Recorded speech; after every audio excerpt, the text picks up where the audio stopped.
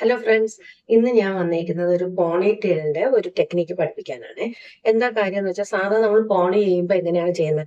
ഇതിനെ നമ്മൾ ഇവിടം വരെ കൊണ്ടുവരും, എന്നിട്ട് നമ്മൾ യൂഷ്വൽ ഒരു ഹെയർ ബാൻഡ് വെച്ചിട്ട് ഇത് നോട്ട് ചെയ്ത് ടൈ ചെയ്യാണ് ചെയ്യുന്നത്. പക്ഷെ ശ്രദ്ധിച്ചിട്ടുണ്ടോ എന്ന് അറിയില്ല, ചില ആൾക്കാരുടെ മുടിക്ക് വോളിയം കുറവായിരിക്കും, ചിലത് ഇങ്ങനെ ഇങ്ങനെ ലൂസായി താഴേക്ക് വരും. അപ്പൊ അത് എങ്ങനെ നമുക്ക് ഈ ഒരു സാധാ കുറച്ച് കട്ടിയുള്ള മുടിയാണെങ്കിലും എങ്ങനെ വോളിയം കൊടുക്കാം എന്നുള്ളതാണ് ഞാൻ ഇന്നിവിടെ കാണിക്കാൻ പോകുന്നത്. ആദ്യം തന്നെ നമുക്ക് നന്നായിട്ട് സ്പ്രേ ചെയ്തിട്ട് നമുക്കൊന്ന് ചെയ്യുക. സ്പ്രേ ചെയ്യുമ്പോൾ എന്താ അതിന്റെ ഒരു ഗുണമെന്ന് വെച്ചാൽ, ഇങ്ങനെ കുഞ്ഞു കുഞ്ഞു ഹെയർസ് ഉണ്ടല്ലോ, അതെല്ലാം തന്നെ നന്നായിട്ട് ഒതുങ്ങി കിട്ടും. ഇത് നമുക്ക് സാധാരണ ഒരു ഫംഗ്ഷന് പോകുമ്പോഴും ചെയ്യാം, കോളേജ് സ്റ്റുഡൻസിനും ചെയ്യാം, ആർക്ക് വേണേ ചെയ്യാവുന്നതാണ്. അപ്പോൾ ചോദിക്കാം അന്നേരം ഹെയർ സ്പ്രേ വേണോന്ന്. അത് നിങ്ങളുടെ ഇഷ്ടം. ഹെയർ സ്പ്രേ ആണെങ്കിൽ കുറച്ചു നേരം അത് നന്നായിട്ട് ഹോൾഡ് ചെയ്യും. നമ്മൾ ഹെയർ സ്പ്രേ ഇല്ലാണ്ട് ചെയ്യുമ്പോൾ അത് ഹോൾഡിങ് ഫാക്ടർ എന്ന് പറയുന്നത് കുറച്ച് കഷ്ടമായിരിക്കും. അപ്പൊ ഞാൻ ഇതിവിടെ ഇങ്ങനെ കെട്ടാൻ പോവുകയാണ്.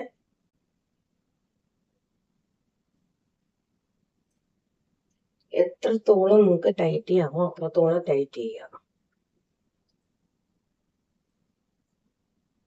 എന്നിട്ട് നമ്മൾ ഇതിങ്ങനെ ലോക്ക് ചെയ്തിട്ട് ഏറ്റവും മേളിലത്തെ ഒരു കുഞ്ഞ് സെക്ഷൻ എടുക്കുവാണ്.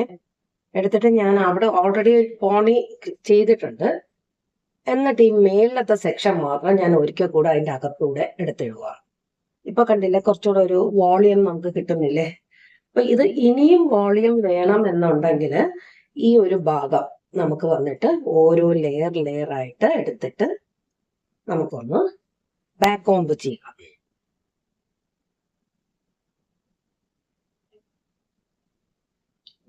നമ്മുടെ തന്നെ ചെയ്യാനാണെങ്കിൽ ഇത് വളരെ ഈസി ആയിട്ടുള്ള ഒരു കാര്യമാണ്. അത്രയ്ക്ക് വലിയ ടെൻഷനൊന്നും വേണ്ട. ചെറിയൊരു ബാക്ക് കോംബ് എന്തിനാന്ന് വെച്ചാൽ, ഫ്രണ്ട് കാണുമ്പോൾ അത് കുറച്ചുകൂടെ ഹൈറ്റ് ആയിട്ട് ഇരിക്കുന്നത് മാതിരി തോന്നും. ആക്ച്വലി ഇങ്ങനത്തെ ഒരു ടെക്നിക്കാണ് എപ്പോഴും ദീപിക പത്കോണും ആലിയ ഭട്ടും ഒക്കെ ചെയ്യുന്ന ഒരു പോണി ഇങ്ങനത്തെ ടൈപ്പാണ്. അപ്പൊ കുറച്ചുകൂടെ ഒരു ഇത് വന്നിട്ടില്ലേ? അപ്പൊ ഇത് ഇനി നമുക്ക് ഇവിടെ ഒരു നമ്മളൊരു ഹെയർ ബാൻഡ് കൊടുത്തിട്ടുണ്ടല്ലോ, അപ്പൊ അത് നമുക്ക് കവർ ചെയ്യണം എന്നുണ്ടെങ്കിൽ ഒരു ചെറിയ പോർഷൻ മുടി വീണ്ടും എടുക്കുക.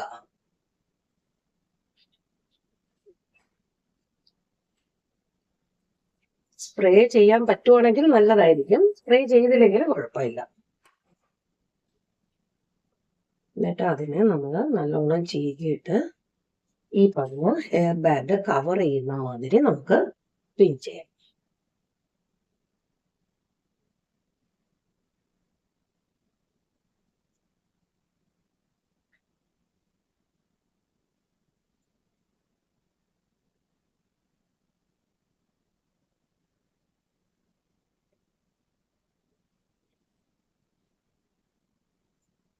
എന്നിട്ട് മേൽഭാഗം നന്നായിട്ടൊന്ന് വൈഡായിട്ട് തന്നെ നമ്മൾ